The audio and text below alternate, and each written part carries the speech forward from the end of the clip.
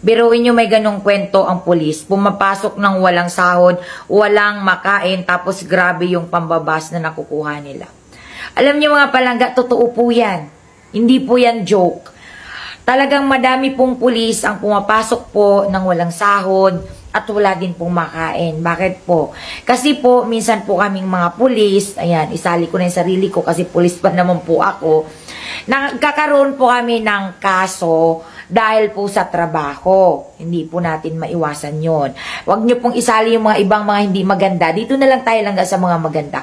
Marami pong pulis ang nagkaroon po ng kaso dahil po ginagampanan lang po nila ang kanilang mga trabaho. So ano po bang mangyayari? Okay lang po palangga kung si pulis ang asawa ay may negosyo, kung si pulis ang asawa ay may trabaho. Pero pag po si pulis palangga ko, ang siya lang pong nagtataguyod ng kanyang pamilya, mga palangga ko, ay i-heard pa po yung kaso, syempre tatakbo pa po yung kaso hanggat sa halimbawa madidismiss sila, tapos mag-a-appeal, tapos makakabalik sila kasi syempre palangga dahil naman sa trabaho yung naging kaso. Kaso lang langga, habang bumabalik ka po, hindi po ibig sabihin may sahod ka na po agad nun. Sobrang tagal pa po bumabalik ng sahod ng pulis dahil i-reinstate, parang ganun pa, i-restore pa po yan ng PNP. Minsan po umaabot po ng 1 taon na wala pa pong sahod yung pulis dahil tinitingnan pa po yung mga papeles, meron pa po tayong ipapasa na mga papeles, hindi naman po ganun-ganun lang yun. At process po talaga yun.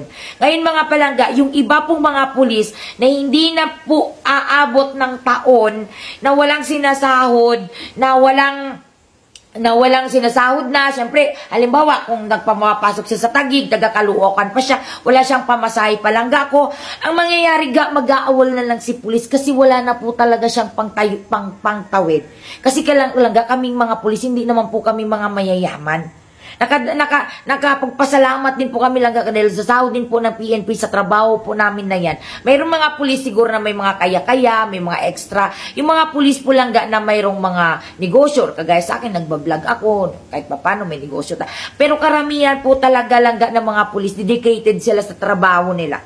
So, yun lang. Sana lang maintindihan nung iba na marami rin pong pinagdadaanan ng mga pulis. Kaya saludo po talaga tayo sa PNP, sa mga pulis na nakakasuhan, gawa na dahil sa ginampanan lang nila yung trabaho nila. Saludo po kami sa inyo mga sir, ma'am. At nandito lang po ang One Palangga Nation na patuloy na magsusuporta po sa inyo.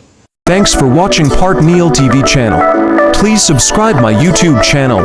Follow, like, comment, and share.